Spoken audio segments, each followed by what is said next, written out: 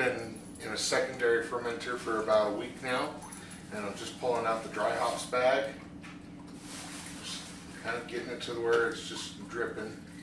You don't want to squeeze this stuff because you'll end up imparting some really, really bad tannins into the beer. Just let it kind of drip naturally,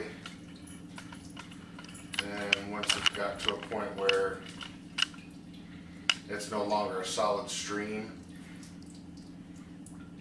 you can just take it off.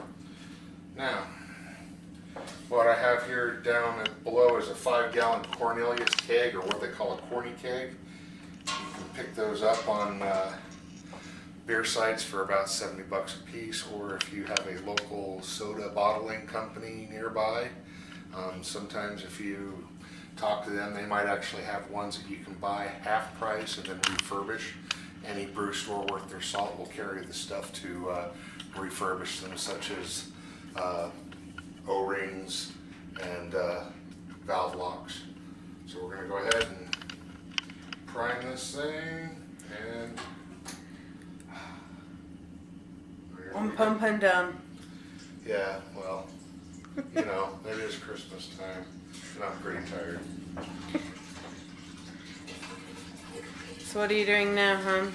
I am going to do a quality control test of our beer.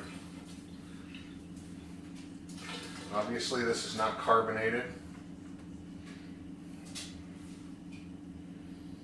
It smells good, no off flavors.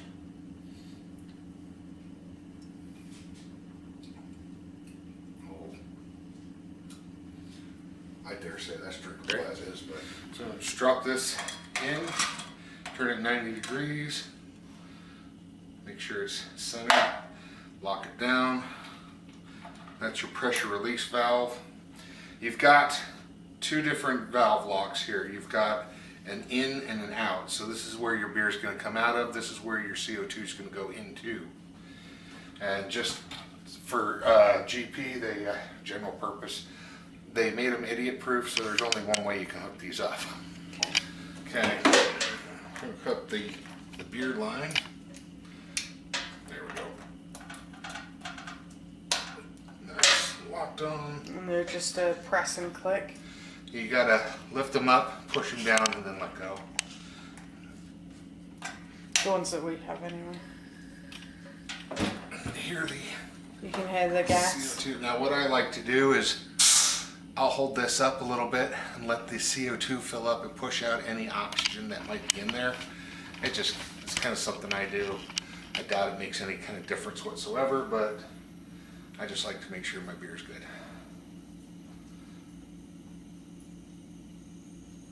We're good there.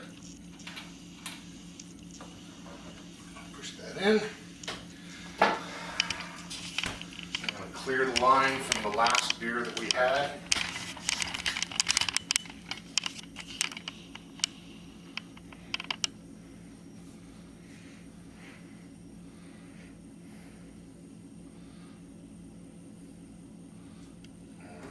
Clear now, so go dump that. And just in case you were wondering, we have just a normal 2-tap kegerator.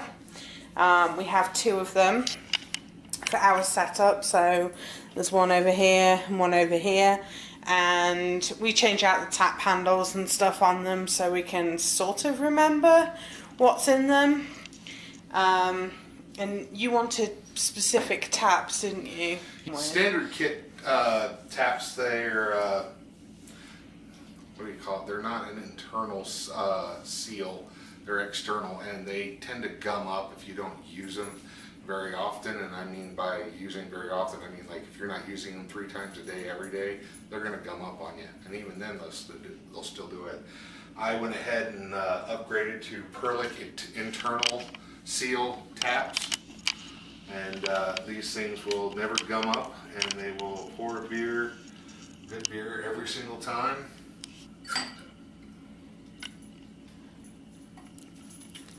Especially if it's my husband doing it and not me. I don't know why you have such a difficulty pulling beer, but apparently I was not a bar wench. well, So that is another kit beer that my wife got called Garden Hoe. It was an all grain recipe, and it's actually pretty good. It's light and refreshing, but has very good flavor. So what are we brewing next? Tomorrow I'm going to be doing an all grain recipe of one of my wife's favorite beers called Rigwalter from Black Sheep Brewery in Masham, Yorkshire, England. Yep. It's North Yorkshire. And it's a strong English ale is what it is. It's kind of on the dark side, but I don't think it's actually a porter.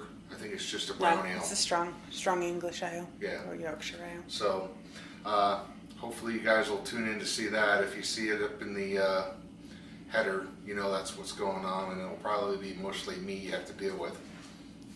Em doesn't like to do the all grains too much.